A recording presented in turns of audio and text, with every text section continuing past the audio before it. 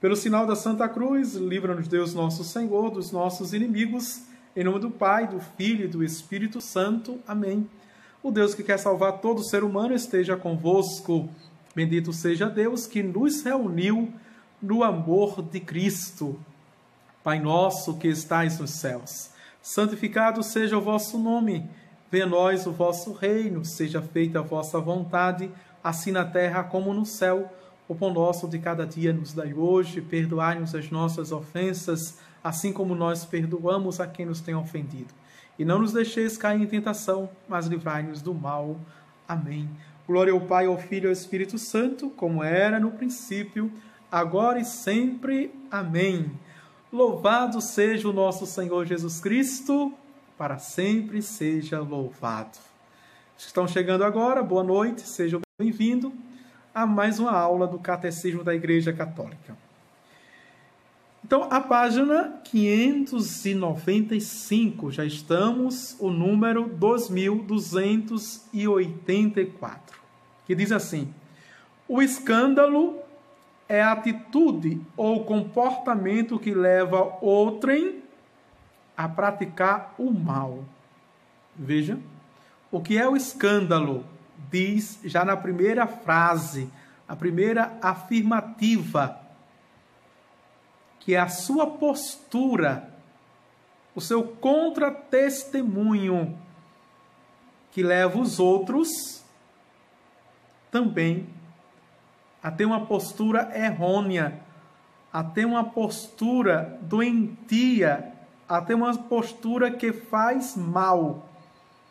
Mal psiquicamente falando, mal fisicamente e mal espiritualmente. Mas esse mal não é apenas um mal pessoal. Já ouviu falar? Todo pecado pessoal é também um pecado social. Esse pecado, esse mal é um mal também social. Vamos avante? Aquele que escandaliza torna-se o tentador do próximo. Atenção, né? Quem é o tentador? De forma ordinária, não extraordinária, é o diabo. A forma ordinária da ação do diabo é a tentação. E quem se expõe a escândalos, ou seja, quem dá escândalo, se torna tentador. Atenta contra a virtude e a retidão. Essa virtude é a virtude da religião. Pode arrastar seu irmão à morte espiritual. Sempre tem alguém que está nos acompanhando, seja intelectualmente falando, seja fisicamente falando, seja espiritualmente falando. Sobretudo aqui no dado da fé, do sagrado. Né? O escândalo causa a morte espiritual, ou seja, a morte da alma. Atenção! Atenção, você que está de pé, para não cair.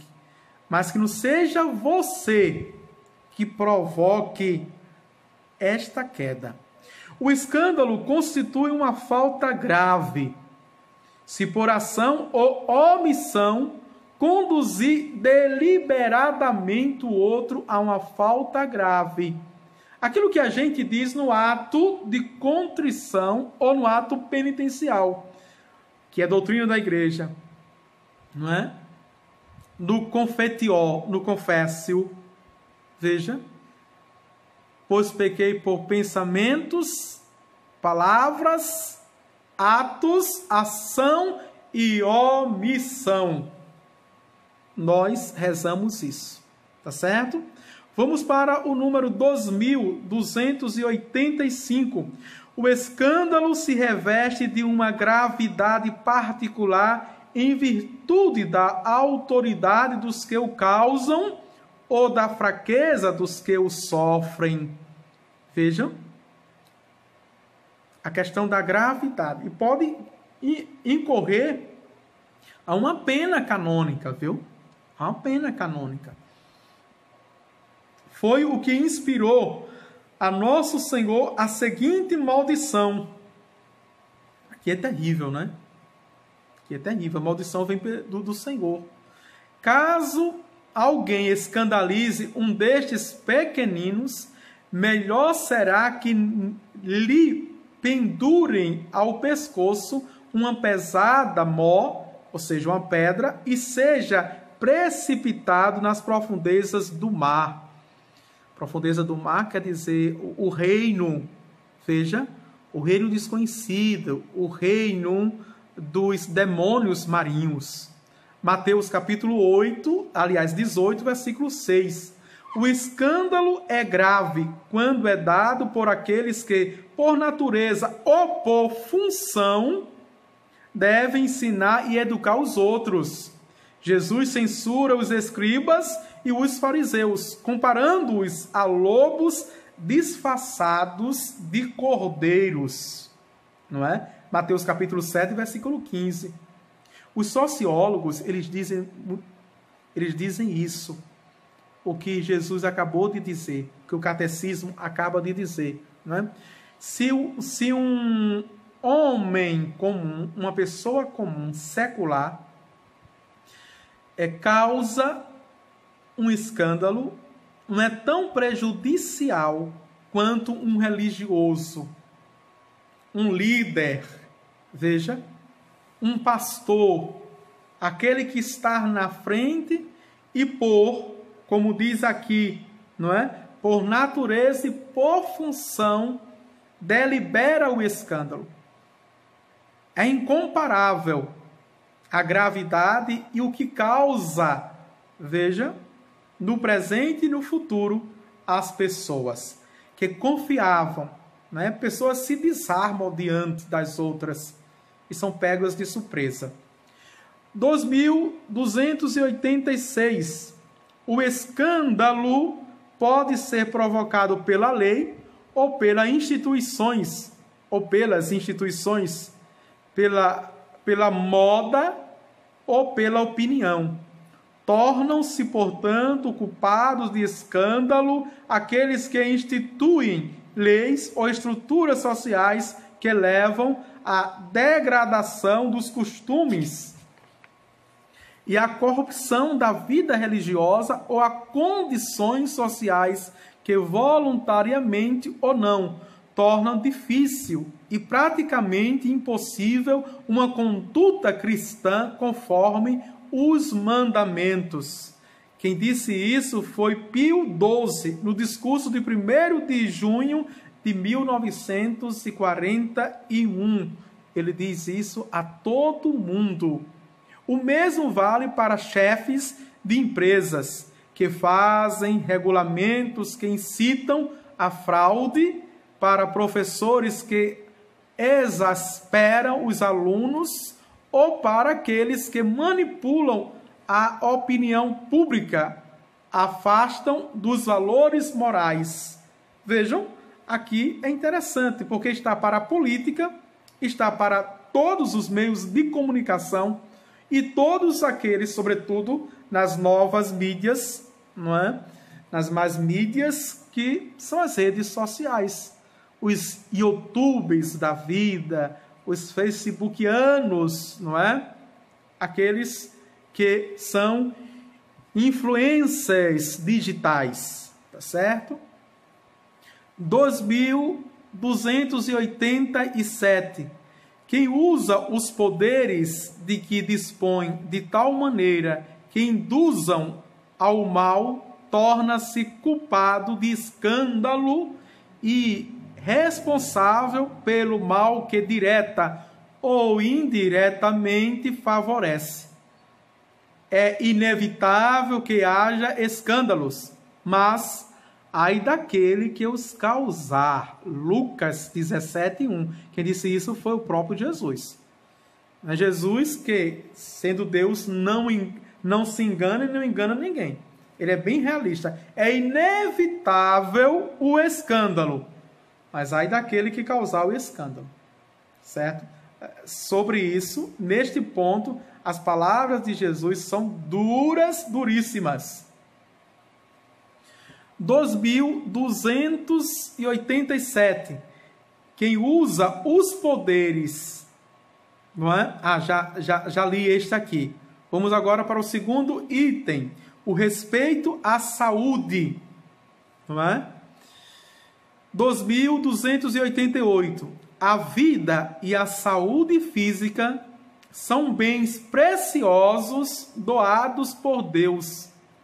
Devemos cuidar delas com equilíbrio, levando em conta as necessidades alheias e o bem comum. Vejam só.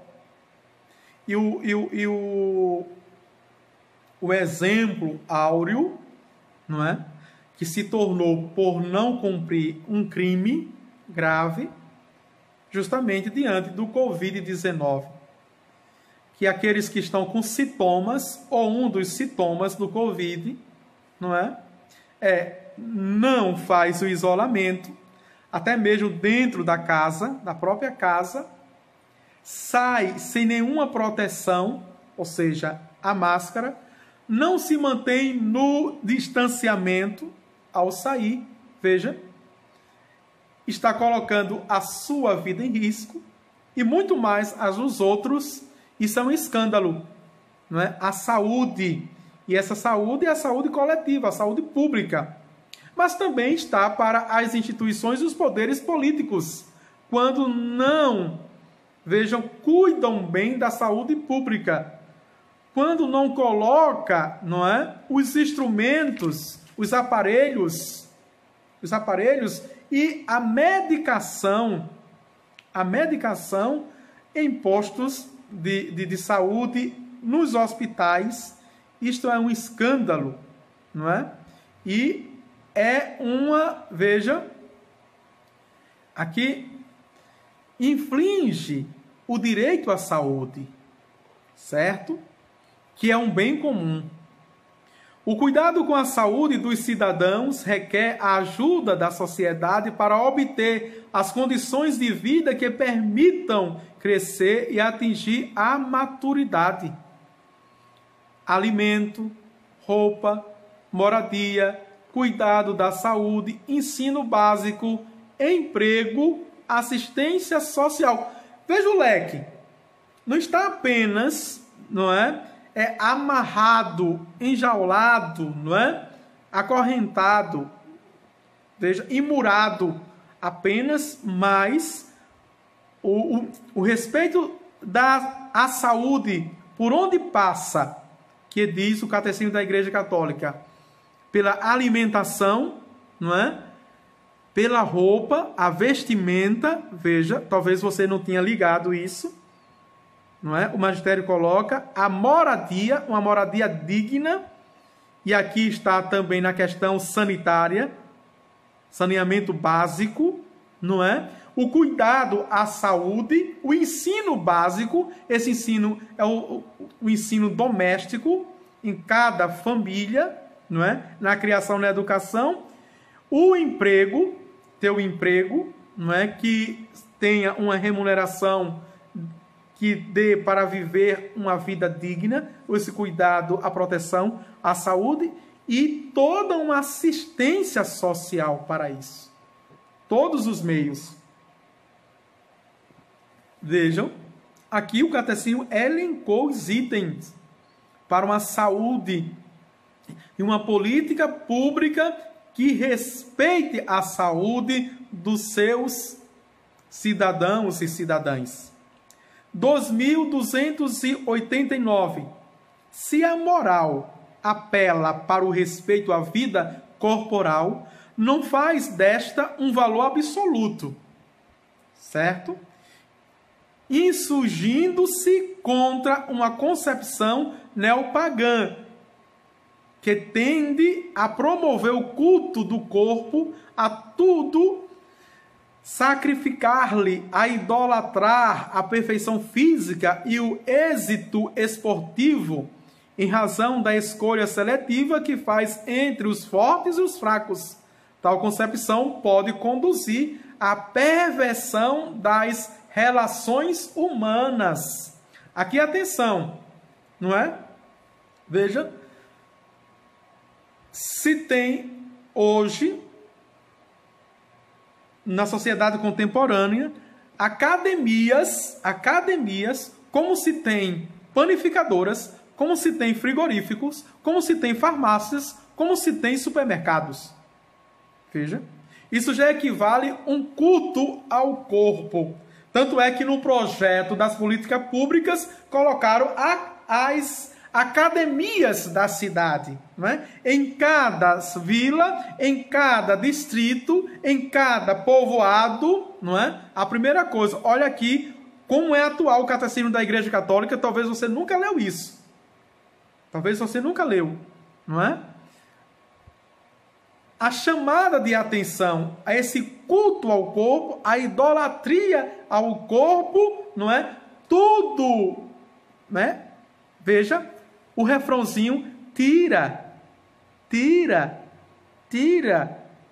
Tudo que é bonito tem que se mostrar. Então, é uma exibição da massa magra, da massa muscular, né? As pessoas hoje, e a moda vai por este viés, por essa chave, não é? Que quanto mais pequeno, melhor. Quanto mais fio dental a mulher usar, esta, não é? É a mulher atual, a mulher moderníssima. Quanto mais cangas pequenas usa, melhor ainda. Veja, não é? E os homens também. Então, a gente está vivendo numa sociedade exibicionista, não é? Só vaidosa ao extremo. E isso tudo culto ao corpo. Veja, o meu corpo é o meu Deus. Se eu cultuo ele, se eu o adoro, é o meu Deus. E isso cria uma paranoia, não é? Um vício, porque tanto mais que eu cresço, tanto mais que o corpo fica em silhuetas, não é? Traçado, veja, definido, tanto mais eu quero. O Catecismo da Igreja Católica chama atenção para isso, não é? Buscar a saúde é uma coisa, e buscar a idolatria corpórea é outra. Tudo no equilíbrio. Não é? Vamos avante. 2290. A virtude da temperança manda evitar toda espécie de excesso. Olha aqui, que interessante. O abuso da comida, do álcool, do fumo e dos medicamentos. E perceba, viu? Perceba aqui que o catecismo, a doutrina não coloca na dimensão de pecado. O pecado é o exagero que ameaça a sua vida. Lembrando que a gente está no 5º mandamento, e o 5º mandamento é não pecar. Não pecar. Aliás, não matar. Então, se eu entro vorazmente no vício, não é? No vício do glutão, aqui, não é? Veja, do exagero, aqui, ou também do tabagismo, do alcoolismo, como excesso, eu estou colocando a minha saúde, a minha vida em risco, em jogo. Tá certo? Cuidado com a gula em todos os sentidos. É isso que o catecismo está nos alertando. Aqueles que em estado de embriaguez ou por gosto imoderado pela velocidade põem em risco a segurança alheia e a própria nas estradas, no mar ou no ar. Tornam-se gravemente culpáveis. E aqui o catecismo é pontual, não é? A gente já sabe que em muitos comerciais Álcool não combina com o volante, não é? E às vezes não combina com coisa nenhuma. Álcool não combina com casamento, não é? Não combina com religião, não combina com a sanidade. Álcool não combina com coisa nenhuma. Vamos dar a César o que é de César, vamos dar a Deus o que é de Deus. Os exageros, né? Não combina. Vamos avante. 2291. O uso da droga causa gravíssimos danos à saúde e à vida humana. As drogas, atenção, lícitas e as drogas ilícitas. Tá certo? Droga aqui não é apenas a maconha, o crack, não é? Heroína. Não. Mas todo tipo de entorpecentes. Tá certo? Até mesmo, veja, até mesmo as medicações psicotrópicas. Se você toma em excesso, elas vão fazer, porque são drogas, vão fazer mal ao seu organismo, não é? Até as medicações que estamos tomando nesse tempo, sobretudo, elas vão causando paralisia em outros órgãos. Por exemplo, pessoas que exageraram em medicações contra o Covid-19, estão tendo aí os rins, o fígado, não é? Até mesmo os pulmões e o coração em paralisia, não é? Então, cuidado. Vejam aqui que o catecismo se preocupa com tudo. Vai nos catequizando de fato, nos domesticando, não é? Nos ensinando e tocando em todas as áreas, todas as dimensões da nossa vida, salvo indicações estritamente terapêuticas, constitui falta grave, tá certo? Mas veja, por exemplo, não é? O psiquiatra passa uma medicação psicotrópica para um paciente de 3 meses, tá certo? Se o paciente anda com a medicação na bolsa de 3 meses, e se não anda sem a receita, não é? Aquela medicação é apreendida e a pessoa também. Certo? Porque não pode andar. Então, ter cuidado para os excessos. É isso que ser equilibrado. Ser sano. Não é?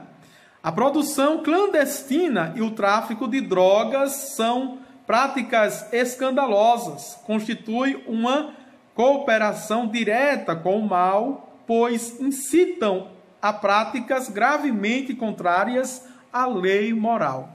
Tá certo? E hoje, aqui, essa questão das drogas, as drogas ilícitas, não é? Que tomou o mundo já. Tomou o mundo. Não é? O Brasil está tomado por bocas de fumo, não é? Por quadrilhas. Antes a gente chamava de gangues, né? Por quadrilhas. E as quadrilhas, né, são todas vinculadas a tráficos de drogas. Cada vez mais estruturadas, cada vez mais habilidosas, cada vez mais equipadas. Tá certo? E isso na zona urbana, quanto na zona também rural. Ok? E nas comunidades, estas quadrilhas, esses traficantes, apoiam e ajudam as comunidades que eles chamam, não é? Favorecendo cestas básicas, favorecendo água mineral, favorecendo botijão de gás, fazendo favores para que a comunidade se sentindo apoiada. E muitas vezes estão inseridos em milícias. Em milícias, a comunidade vê e indiretamente apoia, porque tem pecado de omissão, fica caladinho, seja pelo benefício, seja pelo medo. A comunidade apoia essas milícias. Vamos avante. O respeito à pessoa e à pesquisa científica. O número 2292. As experiências científicas, médicas ou psicológicas em pessoas ou grupos humanos podem concorrer para a cura dos doentes e para o progresso da saúde pública. Atenção! De forma porque o contrário é verdadeiro.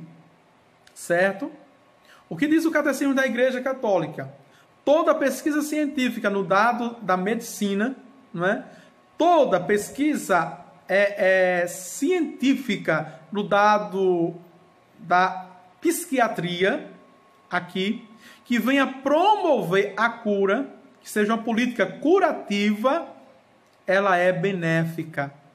Seja no dado particular, seja no dado público, pessoal ou coletivo. Que seja em benefício da comunidade, como diz aqui, do grupo dos seres humanos. Certo? É benéfico e deve ser apoiado, incentivado, portanto. 2293. A pesquisa científica de base, como a pesquisa aplicada, constitui uma expressão significativa do domínio do homem sobre a criação. A ciência e a técnica são recursos preciosos postos a serviço do homem e promove seu desenvolvimento, não é? Vejam, seu desenvolvimento integral em benefício de todos. Contudo, não podem indicar sozinhas o sentido da existência e do progresso humano. Também não é. A ciência falou hoje, não é? A gente está assim no mundo pós-moderno. Desde o mundo moderno, pós-moderno, o mundo contemporâneo, a gente está assim. A ciência falou, então Deus não tem mais vez. Não é? Deus não tem mais vez. É como aquela história no campo de concentração de Auschwitz, não é? Que colocava-se os loucos para pegar os corpos. Os corpos faziam buracos e jogavam os corpos e colocavam os loucos para jogar, não é? Os corpos. E naquela montanha de corpos de seres humanos, tinha um ali que estava vivo. Quando os loucos pegaram e jogaram, o vivo gritou, não é? Eu estou vivo, não estou morto não. E o louco disse: mas você quer saber mais do que o médico que disse que você estava morto? Veja. Então, acreditar cegamente na medicina, não é? Na ciência, na tecnologia. E aqui tem a bioética e a biotecnologia. Não é? Quando a bioética, não é, que é a ética da biologia do ser humano, não é? E a biotecnologia são os instrumentos técnicos que ajudam, não é? No desenvolvimento, no serviço humano, veja, contribui para essa promoção da saúde e da cura, ótimo. Mas quando atrapalha, não pode ser Deus aqui. Jamais ser Deus, nesse sentido. 2294. É ilusório reivindicar a neutralidade moral da pesquisa científica e de suas aplicações. Além disso, os critérios de orientação não podem ser deduzidos nem da simples eficácia técnica, nem da utilidade que possa derivar daí para uns em detrimento dos outros, e muito menos das ideologias dominantes. A ciência e a técnica exigem, por seu próprio significado intrínseco, o respeito incondicional dos critérios fundamentais da moralidade. Devem estar a serviço da pessoa humana, de seus direitos inalienáveis, de seu bem verdadeiro e integral e de acordo com o projeto e a vontade de Deus. Olha aqui, o serviço da ciência e da ética. Neste parágrafo, não é, o magistério coloca o seu pensar e a sua direção, não é, para a ciência e a tecnologia, que são os instrumentos que, não é, de laboratório que a ciência e a medicina usa. Vamos avante. Vejam, 2.295. As pesquisas ou experiência no ser humano não podem legitimar atos em si mesmo contrário à dignidade das pessoas e à lei moral. Jamais. Certo? As ideologias que ferem, que agridem, não é? Nós vimos no primeiro inciso a questão, não é, do aborto, da eutanásia e do suicídio. Jamais usar desse instrumento para matar ou agredir a dignidade, não é? É lei áurea, ou seja, a lei natural. O consentimento eventual dos sujeitos não justifica tais atos. A experiência em seres humanos não é moralmente legítima se fizer a vida ou a integridade física e psíquica do sujeito correrem riscos desproporcionais ou evitáveis. Vejam, não pode, jamais, não é? Extrair os fetos, os embriões, para manipulação, né? Medula óssea para manipulação, não pode, não é? Se for para a cura, se for para a promoção da saúde, aí sim. Veja, a experiência em seres humanos não atende aos requisitos da dignidade da pessoa, se ocorrer sem o consentimento explícito do sujeito ou de seus representantes legais. Para isso, para ser, veja, lícito, é preciso a permissão em documento, não apenas verbal, mas em documento. Vamos avante, 2.296. E aqui é um tema muito interessante e ao mesmo tempo polêmico. O transplante de órgãos é conforme a lei moral se os riscos e os danos físicos e psíquicos a que se expõe o doador são proporcionais ao bem que se busca para o destinatário. A doação de órgãos após a morte é um ato nobre. Veja aqui, na doação de órgãos, né, você pode declarar na sua carteira de identidade, né, assim, ainda existe isso. Você pode declarar que você quer ser um doador. O que diz o Catecismo Magistério? A doação de órgãos após a morte é um ato nobre e meritório e merece ser encorajado como manifestação e generosidade, veja, solidariedade, ou generosa solidariedade. Agora atenção aqui, não desligar os aparelhos, matar para pegar os órgãos. Não, a igreja não diz isso não. Após a morte, não matar para, não é, retirar. O transplante de órgãos não é moralmente, vem agora, viu? aceitável se o doador ou seus representantes legais não tiverem dado seu expresso consentimento para tal.